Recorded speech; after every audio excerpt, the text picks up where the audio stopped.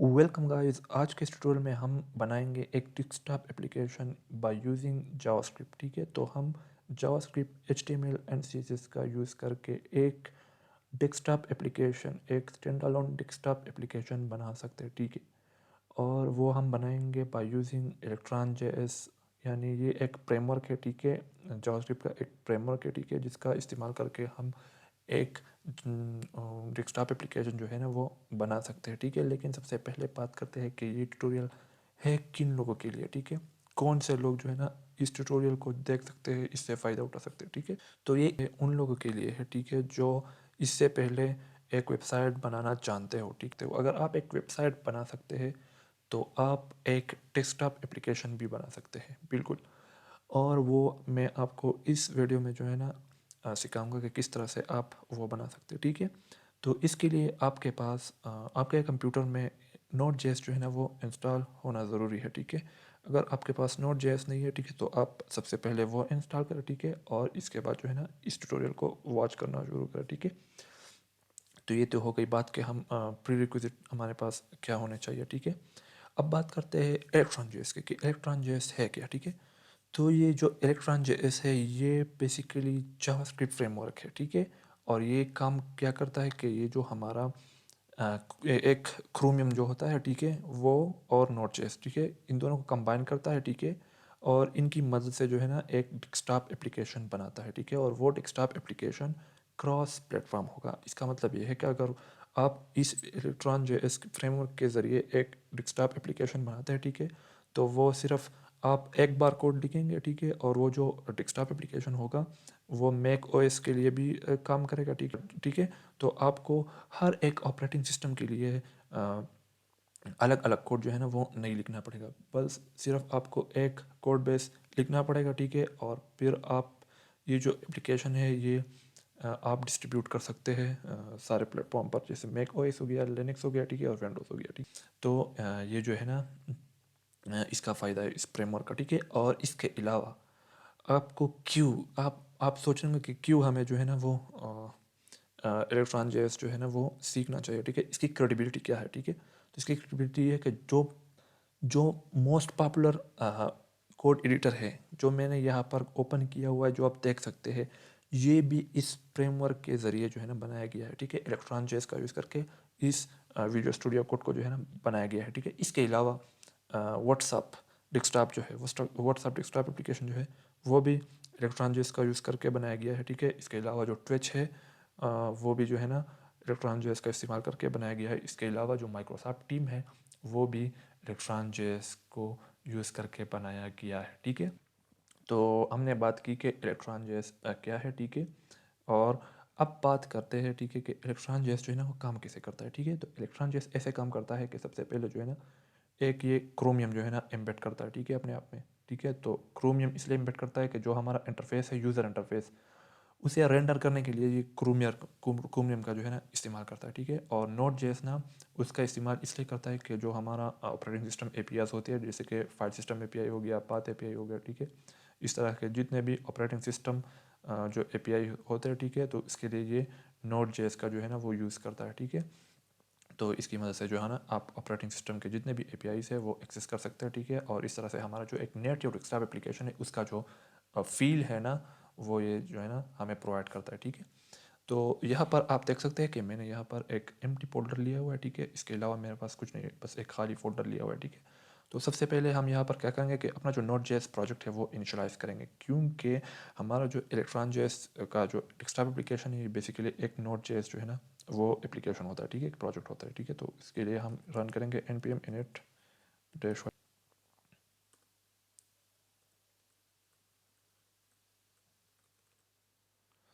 अब हमारे पास जो है ना पैकेज जेसन पार्ट जो है ना वो यहाँ पर बन चुका है। ठीक है, अब हम क्या करेंगे कि यहाँ पर जो है ना अपना जो इलेक्ट्रॉन जेएस है वो इंस्टॉल करेंगे। ठीक है, तो हम किस तरह से करेंगे, यहाँ पर यहाँ पर कमांड रन करेंगे npm install dash dash save dash dev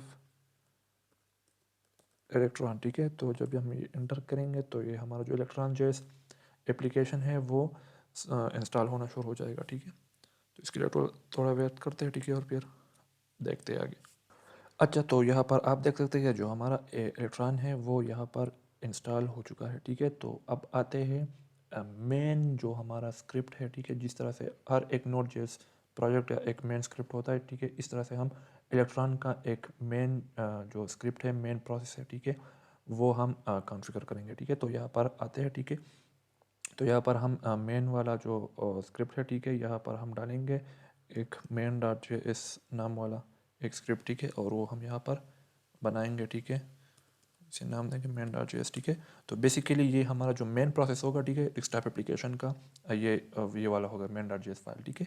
और अब हम इसे रन करना चाहेंगे, लेकिन किस तरह से करना चाहेंगे, इलेक्ट्रॉन जेएस की मदद से हम इस मेन प्रोसेस को जो है ना वो ओपन करना चाहेंगे, ठीक है, इनिशियलाइज करना चाहेंगे, ठीक है।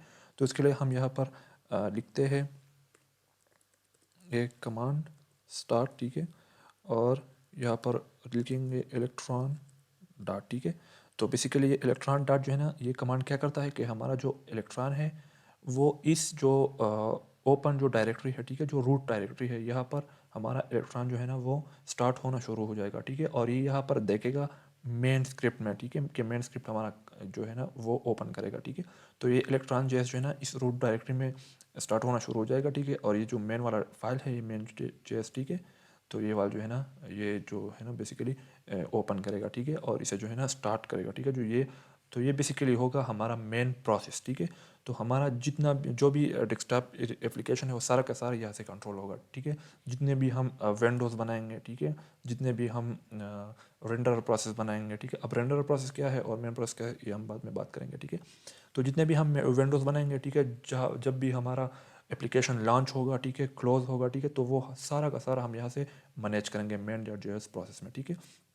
तो अब अगर हम यहाँ पर रन करें कमांड npm स्टार, ठीक है, तो आप देख सकेंगे कि आपको यहाँ पर कोई एरर जो है ना वो नज़र नहीं आएगा, ठीक है। और हमारा जो इलेक्ट्रॉन जेएस है फ्रेमवर्क है, ठीक है, और एप्लीकेशन है वो यहाँ पर स्टार्ट हो चुका है, और इसने जो है ना मेन डॉट जेएस जो फाइल है वो यहाँ पर लोड किया हुआ है, ठीक है। और ये आपको यहाँ पर जो हम अगर टास्क मैनेजर पर जाए तो यहाँ पर आपको पता लग जाएगा, ठीक है। यहाँ पर आप देख सकते हैं हमारा जो इलेक्ट्रॉन विंडो है, ठीक है, यहाँ पर जो है ना स्टार्ट होना शुरू हो चुका है, ठीक है। लेकिन अभी तक हमने जो है ना कोई जो है ना वो रेंडर प्रोसेस अभी नहीं बनाया, जो यूज़र इंटरफेस है, जो विंडो है वो अभी तक हमने लॉन्च नहीं की, ठीक है। तो वो हम किस तरह से करेंगे, तो वो हम आएंगे यहाँ पर अपने मेन स्क्रिप्ट में, ठीक है। और इसके लिए हम टू मॉड्यूल्स का जो है ना यूज़ करेंगे, ठीक है। सबसे पहला वाला जो है वो है ऐप मॉड्यूल, ठीक है, और दूसरा है ब्राउज़र विंडो, ठीक है। अब ये दोनों मॉड्यूल्स क्या करते हैं वो भी मैं आपको बताता हूँ, ठीक है। और ये हम रिक्वायर करेंगे कहाँ से, हमने जो फ्रेमवर्क इंस्टॉल किया है, ठीक है, इलेक्ट्रॉन से, ठीक है। तो ये सारा का जो कॉन्फ़िगरेशन है, ठीक है, ऐप और ब्राउज़र विंडो का, ठीक है, तो ये यहाँ पर इलेक्ट्रॉन में है, ठीक है। तो यहाँ पर ये है इलेक्ट्रॉन में, ठीक है। तो यहाँ से हम जो है ना वो रिक्वायर करेंगे, ठीक है। रिक्वायर करने के बाद हम अपना जो है ना वो बनाएंगे एक विंडो बनाएंगे, ठीक है, जो हमें दिखाई दे, ठीक है।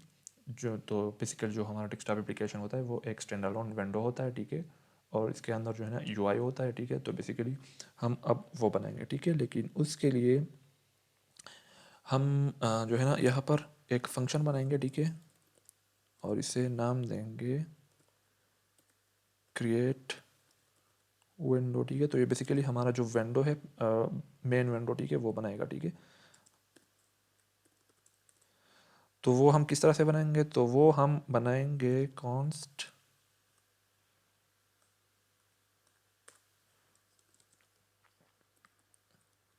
Main window equal new browser window, ठीक है।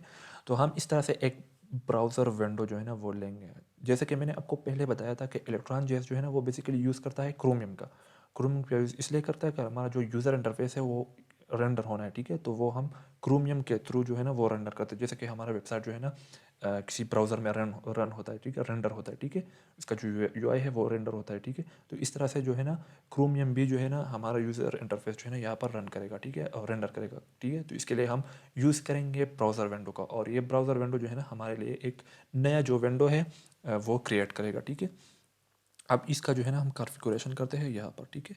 अब ये ब्राउज़र विंडो का जो है ना एक होगा विड्थ, ठीक है, ये एक विड्थ लेगा, ठीक है, यानी जो ब्राउज़र विंडो है वो कितने विड्थ में जो है ना इनिशियली ओपन हो, ठीक है, उसका जो विड्थ है वो कितना हो, ठीक है। तो हम यहाँ पर लिखते हैं कोई स्पेसिफिक रैंडम 720, ठीक है, और हाइट, तो हाइट हम यहाँ पर लिखते हैं 800, ठीक है, इस तरह से। अच्छा, अब मैंने आपको पहले बता दिया, ठीक है, कि हमारा जो है ना यूआई जो है ना इस ब्राउज़र विंडो में जो है ना वो रेंडर होगा, ठीक है। लेकिन अब यूआई जो है ना वो हम कहाँ से लाए, ठीक है। तो यूआई जो है ना हमारा बेसिकली एचटीएमएल फाइल होता है, ठीक है। जिस तरह से हमारा वेबसाइट का जो स्ट्रक्चर होता है, ठीक है, जो फ्रंट एंड होता है वो एचटीएमएल फाइल होता है, ठीक है।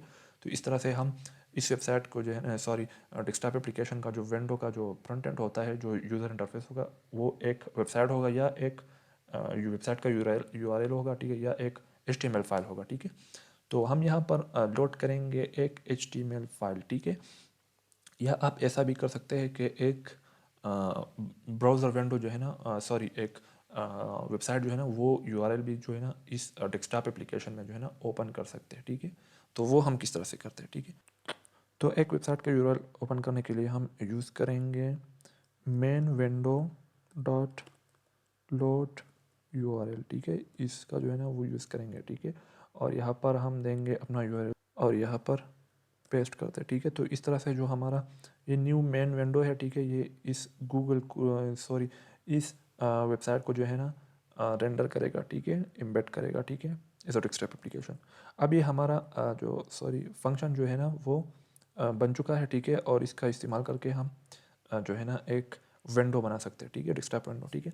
लेकिन हम अब हमें इसे कॉल करना है, ठीक है। तो वो हम किस तरह से करेंगे, तो उसके लिए हम यूज़ करेंगे app dot win ready method का यूज़ करेंगे, ठीक है, डॉट देन। अब मैं बताता हूँ कि इस मेथड का जो है ना काम क्या है, ठीक है। अब ये मेथड ये करता है, ठीक है, ऐप डॉट विंडो, जिस तरह से मैंने आपको पहले बताया कि टू मॉड्यूल जो है ना हमें चाहिए होगी, ठीक है। अब ये ऐप मॉड्यूल क्या करता है, हमारा जो डेस्कटॉप एप्लीकेशन है ये लॉन्च करता है, ठीक है, ये क्विट करता है, तो ये सब काम जो है ना ये इस ऐप मॉड्यूल का काम होता है, ठीक है। और इसका जो ये एक मेथड है, ठीक है, ये जब हमारा ऐप जो है ना वो विंडो क्रिएट करने के लिए जो रेडी हो जाएगा, ठीक है, तो इसका जो इनिशियलाइजेशन है वो ख़त्म हो जाएगा, ठीक है, कंप्लीट हो जाएगा, ठीक है, और ये फिर एक विंडो बनाने के लिए रेडी हो जाएगा, ठीक है। तो तब हम अपना जो ये मेन विंडो है, ठीक है, ये जो है ना ओपन करेंगे, ठीक है, और इसका क्रिएट विंडो का जो फंक्शन है इसे कॉल करेंगे, ठीक है। तो यहाँ पर हम कॉल कर सकते हैं क्रिएट विंडो, ठीक है। तो इस तरह से हमारा जो क्रिएट एक विंडो है, ठीक है, वो बन जाएगा, ठीक है। और इस विंडो के अंदर ये वाला जो यूआरएल है, ठीक है, ये ओपन हो जाएगा, ठीक है। तो आइए देखते हैं, ठीक है। अब ये हमने पहले से यहाँ पर रन किया हुआ है, ये कट करते हैं, ठीक है, स्टॉप करते हैं और दोबारा रन करेंगे npm स्टार्ट, ठीक है। जब हम इसे रन करते हैं, सॉरी, ओके, तो यहाँ पर हमने ये एट, अब दोबारा रन करते हैं npm स्टार्ट। अब आप देख सकते हैं कि हमारा जो फर्स्ट डेस्कटॉप एप्लीकेशन है वो बन चुका है, ठीक है। और अ, आप यहाँ पर देख सकते हैं कि हमारा जो गूगल क्रोम है, ठीक है, इसका जो मेन जो पेज है, ठीक है, वो यहाँ पर खुल चुका है, ठीक है। और यहाँ से आप जो है ना अपना गूगल का जो सर्च है वो यहाँ पर कर सकते हैं और आपका सारा का सारा जो रिज़ल्ट है वो यहाँ पर आएगा, ठीक है।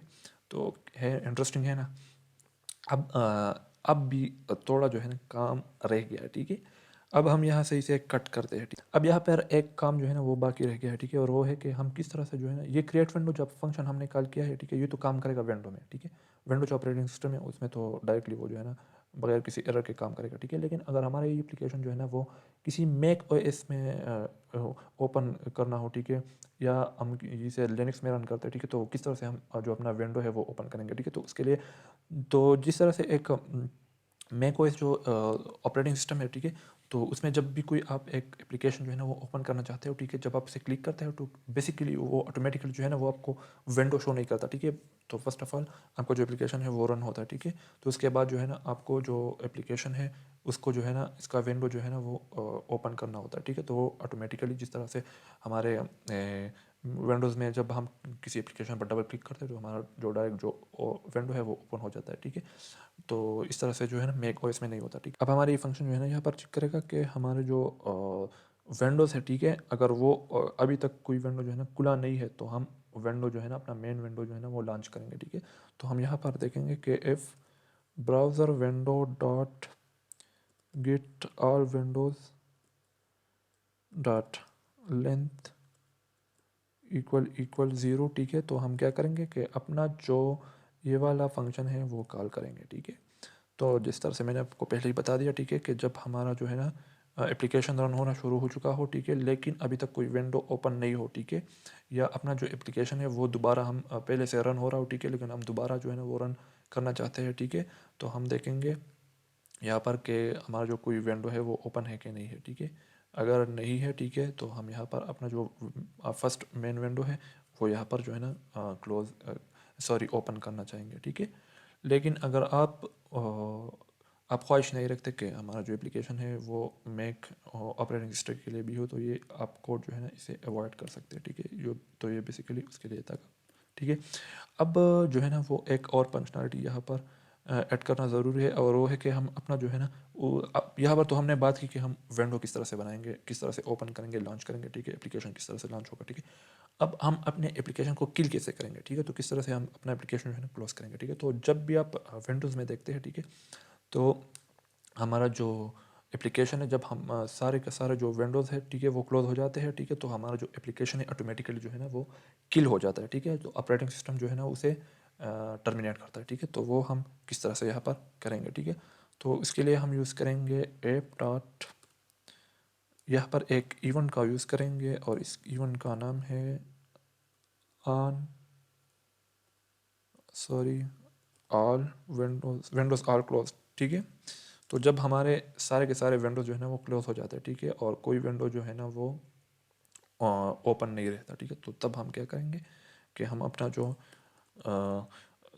सॉरी एप्लीकेशन है वो किल करना चाहेंगे, टर्मिनेट करना चाहेंगे, ठीक है। तो अब हम यहाँ पर देखते हैं कि हमारा जो ऑपरेटिंग सिस्टम है क्या वो विंडो है या मैकओएस लिनक्स है, ठीक है। तो अगर हमारा जो ऑपरेटिंग सिस्टम है वो विंडो है, ठीक है, या जो है ना वो मैक नहीं है, ठीक है, if process dot platform not equal Darwin, ठीक है। तो डार्विन का मतलब जो है ना वो मैक ओएस होता है, ठीक है।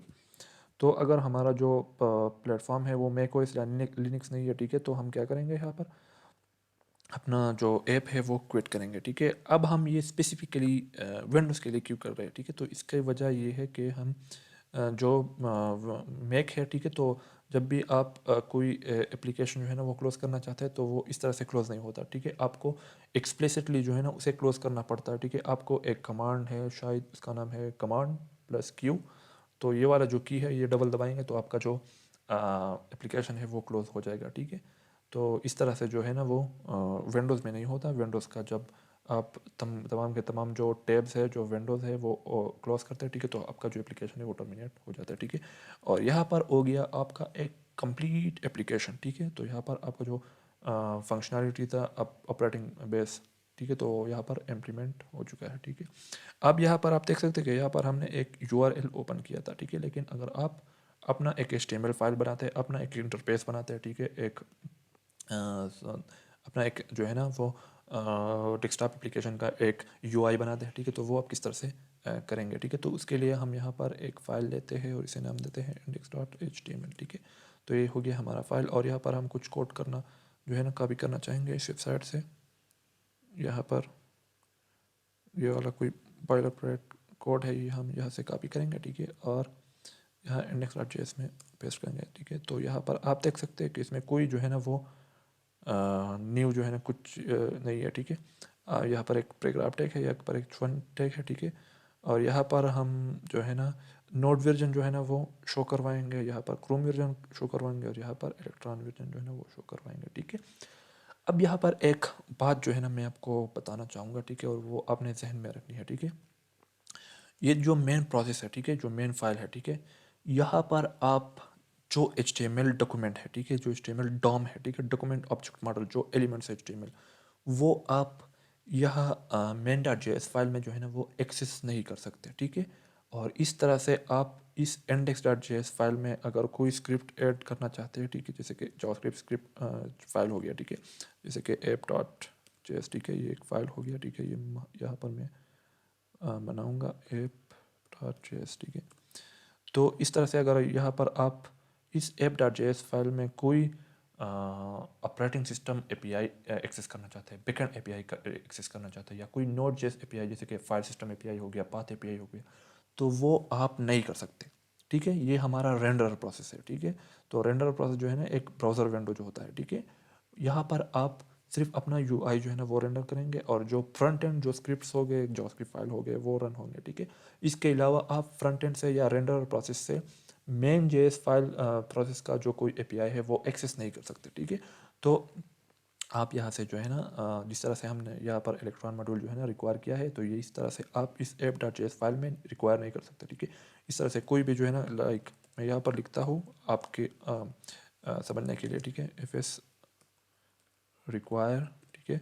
तो जिस तरह से हम किसी नोड जेएस फाइल में जो है ना वो इस तरह से करते हैं, ठीक है, नोड जेएस प्रोजेक्ट में, तो यहाँ पर आप नहीं कर सकते, ठीक है, क्योंकि ये ऐप डॉट जेएस जो है ना ये हिस्सा है इस फ्रंट एंड, इस रेंडर प्रोसेस का, ठीक है। तो वो आप नहीं कर सकते, और ये सिक्योरिटी रीज़न की वजह से ऐसा है, ठीक है। तो हमारा जो फ्रंट एंड होता है, ठीक है, वो सैंडबॉक्स होता है, ठीक है। तो इसके आउटसाइड, ठीक है, वो आप कोई जो है ना एपीआई जो है ना वो एक्सेस नहीं कर सकते, ठीक है। और इस तरह से आप मेन डॉट जेएस मेन जो है ना वो डाम एक्सेस जो है ना वो नहीं कर सकते, ठीक है। तो अब आप सोच रहे होंगे कि अगर हम ये नहीं कर सकते तो हम करेंगे किस तरह से हम नोड जेएस एपीआईज को जो है ना वो एक्सेस करेंगे, या अपने जो बैकएंड ऑपरेटिंग सिस्टम एपीआईज होते हैं, ठीक है, वो किस तरह से एक्सेस करेंगे, या अपने जो यूआई को इस मेन जेएस फाइल में जो है ना वो किस तरह से एक्सेस करेंगे, ठीक है। तो यहाँ पर आती है बात प्रीलोड डॉट की, ठीक है, प्रीलोड स्क्रिप्ट की, ठीक है। तो प्रीलोड स्क्रिप्ट जो है ना वो एक जावास्क्रिप्ट फाइल होता है, ठीक है। और ये जावास्क्रिप्ट फाइल जो है ना जब भी हमारा एप्लीकेशन जो है ना वो लॉन्च होता है, ठीक है, और रेंडर प्रोसेस या ब्राउज़र विंडो जो है ना उसके इनिशियलाइजेशन से पहले जो है ना हमारा जो प्रीलोड स्क्रिप्ट है वो जो है ना लॉन्च होता है, ठीक है, इनिशियलाइज होता है, ठीक है। अब प्रीलोड स्क्रिप्ट का काम ये होता है कि ये जो है ना इस मेन फाइल के या मेन प्रोसेस के और रेंडर प्रोसेस यानी HTML फ्रंट एंड जो होता है इसके दरमियान जो है ना कम्युनिकेशन के लिए इस्तेमाल होता है, ठीक है। तो अगर आपने किसी डॉम एलिमेंट को एक्सेस करना हो तो आप किस तरह से करेंगे, प्रीलोड स्क्रिप्ट के ज़रिए, ठीक है। और अगर आपने कोई बैकएंड एपीआई एक्सेस करना हो, ठीक है, या कोई नोड जेएस एपीआई एक्सेस करना हो, ठीक है, तो वो आप किस तरह से करेंगे, ठीक है, वो भी आप प्रीलोड स्क्रिप्ट के ज़रिए जो है ना करेंगे, ठीक है। और इसके लिए हम एक टर्म का यूज़ करते हैं और उसे कहते हैं आईपीसी, इंटर प्रोसेस कम्युनिकेशन, ठीक है। तो ये आईपीसी जो वो जितना भी होता है ये हम करते हैं अपने प्रीलोड स्क्रिप्ट में, ठीक है।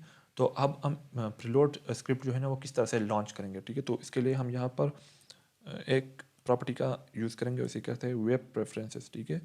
अब यहाँ पर हम अपना प्रीलोड स्क्रिप्ट जो है ना वो कॉन्फ़िगर करेंगे, ठीक है, प्रीलोड स्क्रिप्ट। अब ये प्रीलोड स्क्रिप्ट जो है ना हम यहाँ पर बनाते हैं, ये एक बेसिकली जैसे मैंने आपको पहले ही बता दिया ये एक जावास्क्रिप्ट फाइल होता है, ठीक है। तो इसमें कोई जो है ना वो मुश्किल वाली बात नहीं है, ठीक है। तो ये एक जावास्क्रिप्ट जो है ना वो फाइल होता है, ठीक है। अब इसका जो है ना वो स्पेसिफिकेशन ये है, स्पेशलिटी ये है कि ये जो है ना जो रेंडर प्रोसेस है, ठीक है, यानी जो मेन HTML फाइल है, ठीक है, उसके लोड होने से पहले जो है ना वो लॉन्च होता है या लोड होता है, ठीक है, ये प्रीलोड स्क्रिप्ट, ठीक है। तो ये बात आपने जहन में रखनी है, ठीक है। अब जो हमारा ये फाइल है इस मेन डायरेक्टरी में है, ठीक है, रूट डायरेक्टरी में है, ठीक है, इस ओपन डायरेक्टरी में, तो वो हम एक्सेस करेंगे, उसके लिए हम यूज़ करेंगे पाथ मॉड्यूल का, ठीक है। तो यहाँ पर हम अपना पाथ मॉड्यूल जो है ना वो इंपोर्ट करते हैं,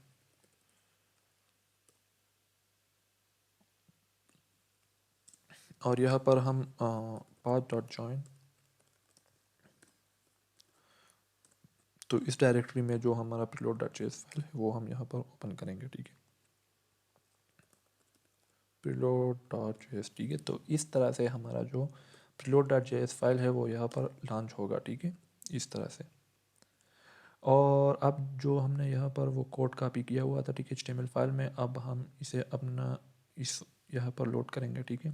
तो लोड URL की जगह हम यहाँ पर लोड फाइल की जो है ना वो यूज़ करेंगे, ठीक है, मेथड का, ठीक है। और यहाँ पर हम ना फाइल फाथ जो है ना वो इस्तेमाल करेंगे, तो वो हम यहाँ पर देंगे अगेन डायरेक्टरी नेम, ठीक है, और इंडेक्स डॉट HTML, ठीक है। तो इस तरह से जो हमारा HTML फाइल है वो लोड हो जाएगा, ठीक।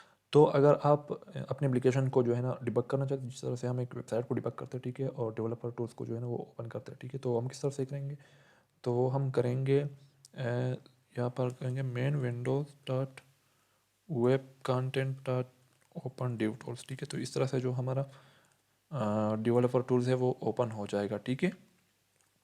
अब हमारा प्रीलोड स्क्रिप्ट भी बन चुका है, इंडेक्स फाइल भी बन चुका है, ठीक है। तो अब हम इसे स्टार्ट करते हैं दोबारा npm स्टार्ट, ठीक है। दिस एरर, अब यहाँ पर ये एरर दे रहा है। अच्छा, तो ये जो एरर जो है ना वो हमें शो करवा रहा था, ठीक है। तो उसका जो मतलब है, तो वो वाला यहाँ पर डायरेक्टरी नेम जो है ना हम यूज़ की है, ठीक है, और वो हमने यहाँ से हटानी है, ठीक है। तो यह हमारा जो एरर है वो फिक्स हो जाएगा। और अब दोबारा जो हमने एप्लीकेशन जो है ना अपना रन करते, ठीक है, अपने स्टार्ट।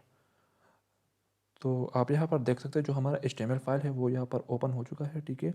और यहाँ पर जो है ना हमारा जो डेवलपर टूल्स है वो भी ओपन हो चुका है, ठीक है। तो इस तरह से हम अपना जो एप्लीकेशन है वो डिबग कर सकते हैं, ठीक है। और यहाँ पर हमारा जो मेन्यू है वो भी नज़र आ रहा है, ठीक है। तो इस तरह से हमारा जो नेटिव मेन्यू है वो यहाँ पर बन चुका है, ठीक है। और यहाँ से हम अपना प्रोग्राम जो है ना वो किल कर सकते हैं, ठीक है, एक्सेप्ट कर सकते हैं। अब बात करते हैं प्रीलोड स्क्रिप्ट की, ठीक है। तो प्रीलोड स्क्रिप्ट में जो है ना हम थोड़ा सा बॉयलरप्लेट कोड यहाँ पर पेस्ट करते हैं, ठीक है। यहाँ से हम कॉपी करेंगे, ठीक है, यहाँ पर पेस्ट करेंगे, ठीक है। अब ये बॉयलरप्लेट कोड किस बारे में है, ठीक है। तो सबसे पहले मैंने अपने आपको बात की थी कि प्रीलोड स्क्रिप्ट जो है ना हमारा जो HTML फाइल है उसके लोड होने से पहले जो है ना वो लोड होता है, ठीक है। तो हम वेट करेंगे कि जब हमारा एप्लीकेशन जो है ना, sorry, index dot HTML file है वो लोड हो जाए, ठीक है। तो हम क्या करेंगे, ये एक फंक्शन है, ये फंक्शन क्या करता है कि ये एक एलिमेंट को जो है ना सेलेक्ट करता है, ठीक है, और उसके अंदर जो है ना ये वाला टेक्स्ट जो है ना इंसर्ट करता है, ठीक है। और ये हम बेसिकली क्या करेंगे कि इन एलिमेंट्स को जो है ना सेलेक्ट करेंगे, क्रोम वर्जन, ठीक है, इसका आईडी है, नोड वर्जन, ठीक है, और एक्ट्रान वर्जन, ठीक है। तो इन सब के आईडीज है, ठीक है, इनको हम बारी बारी जो है ना सेलेक्ट करेंगे, ठीक है। और इसके अंदर जो है ना इसका स्पेसिफिक जो वर्जन है वो यहाँ पर इंसर्ट करेंगे, ठीक है। तो वो हम यहाँ पर करते हैं, एक जो हमारे पास एरे है क्रोम नोड इलेक्ट्रॉन, ठीक है। और यहाँ पर हम इस फंक्शन को कॉल करेंगे, ठीक है। तो यहाँ पर हम अपना एलिमेंट जो है ना बाई आईडी सेलेक्ट करते हैं, ठीक है। तो क्रोम वर्जन हो जाएगा, नोड वर्जन हो जाएगा, इलेक्ट्रॉन वर्जन हो जाएगा, ठीक है। और फिर हम प्रोसेसर वर्जन जो है ना एक एरे है उसके अंदर से जो है ना इन सब के जो है ना वर्जन जो है ना वो निकालते हैं, ठीक है, और यहाँ पर इंसर्ट करते हैं, ठीक है। तो आप देख सकते हैं कि हमारा जो डॉम एलिमेंट्स है वो हम इस प्रीलोड जेएस स्क्रिप्ट में जो है ना वो एक्सेस कर सकते हैं, ठीक है। अब दोबारा हम अपना एप्लीकेशन को जो है ना यहाँ पर रन करेंगे, ठीक है, npm स्टार्ट। और आप देख सकते हैं कि हमारा जो नोड जेएस वर्जन है वो ये वाला है, ठीक है। अब हमारा ये वाला नोड जेएस वर्जन जो है ना ये इलेक्ट्रॉन के अंदर जो नोड जेएस का जो सॉरी एप्लीकेशन है वो एम्बेड हुआ है, ठीक है। तो ये उसका वर्जन है। और इस तरह से जो क्रोमियम है, ठीक है, ये भी इलेक्ट्रॉन जेएस के अंदर जो है ना पहले से एम्बेड है, ठीक है। तो ये इन दोनों का वर्जन है, ठीक है, और ये इलेक्ट्रॉन का वर्जन है, ठीक है। तो हमारा जो कंप्यूटर पर अपना इंस्टॉल नोड जेएस है और ये इलेक्ट्रॉन वाला नोड जेएस, ये दोनों जो है ना वो अलग अलग जो है ना वो वर्जन है, ठीक है। तो ये दोनों मुख्तलिफ है एक दूसरे से, ठीक है। तो अभी तक आपको समझ आ गई होगी कि हम किस तरह से एक बेसिक एप्लीकेशन को जो है वो बना सकते हैं, ठीक है। अब मैं आपको एक कुछ और बातें जो है ना वो बताना चाहूँगा, ठीक है। अभी आप तक बहुत सारे जो इलेक्ट्रॉन जेएस ट्यूटोरियल्स है वो देखे होंगे, ठीक है। लेकिन ये वाला ट्यूटोरियल है ये बेसिकली जो है ना वो इलेक्ट्रॉन का जो न्यू वर्जन आ चुका है, ठीक है, उसके ऊपर जो है ना वो बेस है, ठीक है। अब जो है ना पहले पहले हम क्या करते थे कि इस प्रीलोड जेएस में जो है ना डायरेक्ट जितने भी मॉड्यूल्स होते थे, नोड जेएस मॉड्यूल होते थे या ऑपरेटिंग सिस्टम जो है बैकएंड अब मॉड्यूल होते हैं, ठीक है, सर्वर साइड, तो हम डायरेक्टली यहाँ पर जो है ना इंपोर्ट कर सकते थे। जैसे से हम यहाँ पर कॉन्स्ट एफएस मॉड्यूल को जो है ना वो रिक्वायर कर सकते हैं, ठीक है। लेकिन फिर क्या होगा कि इलेक्ट्रॉन का जो 21 वर्जन है वो आ गया, ठीक है। और इसके अंदर जो है ना उन्होंने ये बात जो है ना बता दी कि हमारा जो प्रीलोड स्क्रिप्ट है इसे भी सैंडबॉक्स जो है ना वो कर दिया, ठीक है। तो इसके अंदर आप जो है ना डायरेक्टली जो है ना नोड जेएस मॉड्यूल जो है ना वो रिक्वायर नहीं कर सकते, ठीक है। जितने भी ऑपरेटिंग सिस्टम रिलेटेड मॉड्यूल है वो आप रिक्वायर नहीं कर सकते, ठीक है।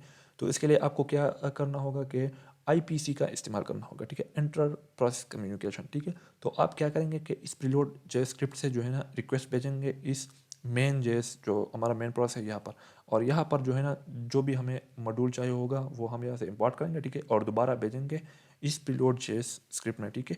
और फिर यहाँ से अगर फ्रंट एंड में कोई जो है ना एपीआई हमें रिक्वायर हो, ठीक है, कोई बैकएंड एपीआई रिक्वायर हो, ठीक है, तो वो भी हम यहाँ से प्रोवाइड कर सकते हैं, ठीक है, फ्रंट एंड तक, ठीक है। तो वो हम इंशाल्लाह करेंगे नेक्स्ट वीडियोस में। अगर आप इन डेप्थ यानी इसमें जो है ना पूरा का एक सीरीज चाहते हैं कि किस तरह से हम अपना कंप्लीट जो है ना वो इलेक्ट्रॉन जेएस जो है ना बेसिक से लेकर एडवांस तक, ठीक है, वो बना सके, ठीक है।